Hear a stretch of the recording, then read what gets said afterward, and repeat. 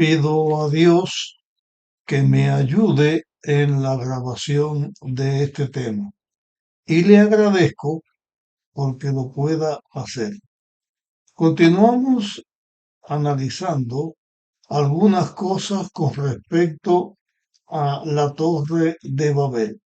Volveremos en este momento a analizar algo que está escrito en Génesis capítulo 11 en el versículo 4. El texto dice, lo repito una vez más, después dijeron, edifiquemos una ciudad y una torre, cuya cúspide llegue al cielo, para hacernos famosos y para no ser esparcidos por toda la tierra.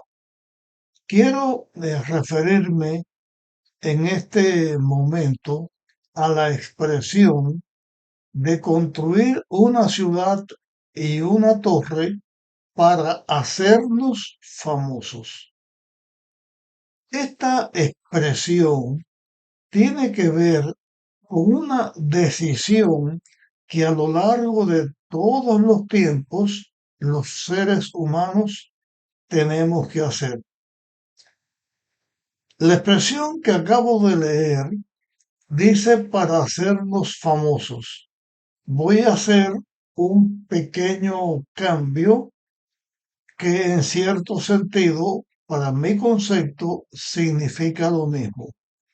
En vez de para hacernos famosos, para tener un nombre, para ser alguien, para alcanzar un estatus en la vida, para alcanzar un nivel en la vida.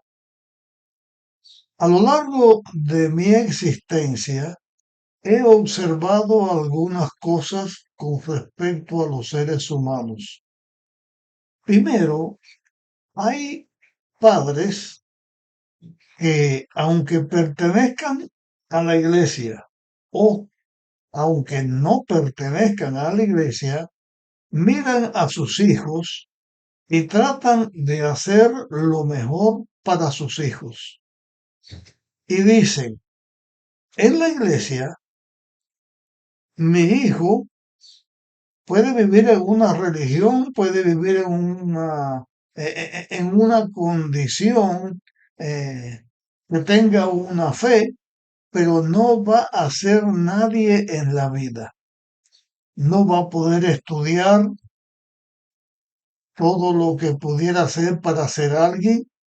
No va a poder tomar decisiones porque va a estar limitado por su fe.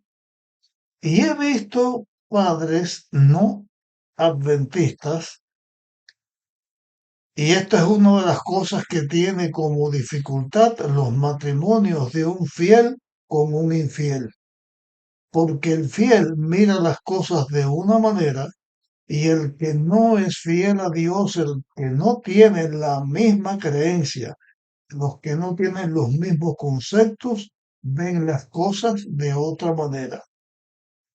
Analizando de esta forma, he visto padres que han sacado a sus hijos de la iglesia.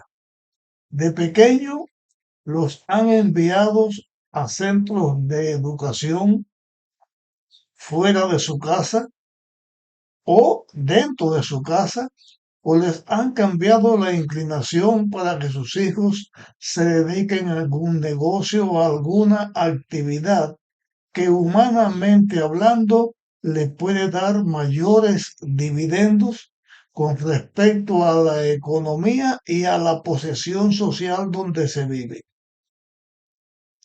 Nimrod y aquellas personas que vivían en su gobierno en Babel decidieron hacer algo que estaba en contra de la voluntad de Dios para lograr fama, para lograr estatus, para lograr posesiones. Me refiero a esto porque es una realidad que en la vida todos tenemos que hacer una decisión.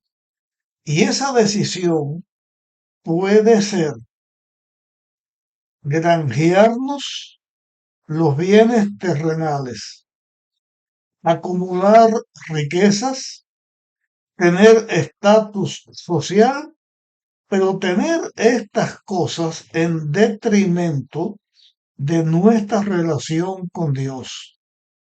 Y quiero recordar aquí las palabras que dice que de qué le vale a una persona alcanzar todos los reinos, alcanzar toda la gloria, alcanzar toda la fortuna y finalmente perder su alma, perder su vida. Es mejor ser un fiel hijo de Dios, pobre, que una persona que alcance todas las glorias y todos los logros terrenales, pero que eso a la vez lo separe de Dios. Por otra parte, también he visto la falacia, la mentira, porque muchas veces hay personas que piensan que al dejar la iglesia van a alcanzar estatus mayores. Pero en el mismo caso este que del hombre que me recordé, sus hijos llegaron a ser nadie, porque abandonaron la iglesia, dejaron los principios del cristianismo y cayeron en los vicios, cayeron en la droga, cayeron en el alcohol y terminaron siendo nadie y perdiendo su propia vida, algunos de ellos. Nunca es bueno abandonar la fe por seguir a Dios, porque aunque todos los que seamos fieles a Dios tenemos asegurada la vida eterna por la gracia y por los méritos de Dios, también en la tierra, aunque una persona llegue a la condición de ser esclavo, como lo fue José, José fue fiel a Dios y en la tierra llegó a ser el segundo, el líder mayor del imperio mayor de su tiempo. La promesa de Dios es que el que abandona todas las cosas por seguir a Dios alcanza en el reino de los cielos la gloria y el estatus y la vida eterna y el premio eterno de la vida eterna. Pero en esta tierra también alcanza el 100%, porque no hay nada mejor que vivir con fe y en las manos de Dios. Y Dios nos puede conducir por un camino de éxito en la tierra y de éxito en la vida eterna. Es más, la mayor vida de éxito que se pueda vivir es vivir en paz con los hombres, pero sobre todo en paz con Dios y servir a la iglesia, a la obra de Dios. Quiero fijarme ahora en otros aspectos que tiene este tema de la Torre de Babel. El versículo 5 ya lo leímos, pero vamos a repetir. El Señor descendió para ver la ciudad y la torre que edificaban los hombres. Y dijo el Señor, el pueblo es uno y todos tienen un mismo lenguaje. Han empezado la obra y nada los hará desistir de lo que han pensado hacer. Cuando los seres humanos se unen para hacer una cosa, es difícil que no la logren, aun cuando esto sea estar en rebeldía con Dios. Estos habitantes de la llanura de lo que era Babilonia, de lo que es Sinar, de lo que es el espacio donde se desarrolló la cultura de los sumerios, lo que es Babilonia, eh, tenían ellos en este lugar algo para lograr, para destacarse, pero se pusieron de acuerdo en el empeño de hacer algo en contra de lo que Dios decía. Pero lo hubieran logrado porque se entendían y se pusieron de acuerdo. Y señalo esto también porque es una realidad que cuando el ser humano toma una decisión y se pone de acuerdo en hacer algo, lo logra, para bien o para mal. Lo ideal sería que los hijos de Dios tomáramos decisiones, nos pusiéramos de acuerdo para hacer algo que edifique nuestras vidas en la tierra, pero que nos edifique también en el cultivo, en el desarrollo del reino de Dios. Nada podrá detener a un hijo de Dios que decida y a hijos de Dios que decidamos seguir a Dios cuando lo hacemos con decisión y nos unimos para hacer las cosas como Dios quiere que se hagan. En este caso de la Torre de Babel, la Biblia señala aquí que cuando Dios vino, y de paso señalo que dijo Dios, descendamos, veamos, señala que Dios es más de una persona y Dios se ocupó en esto que estaba sucediendo con los hombres en la tierra. Lo que Dios hizo, según el relato que leemos, fue confundir a los seres humanos con respecto a su lengua. Dice, dice el versículo 7, ahora pues descendamos y confundamos allí su lenguaje para que ninguno entienda el habla de su compañero. Así, el Señor los esparció por la faz de toda la tierra y dejaron de edificar la ciudad.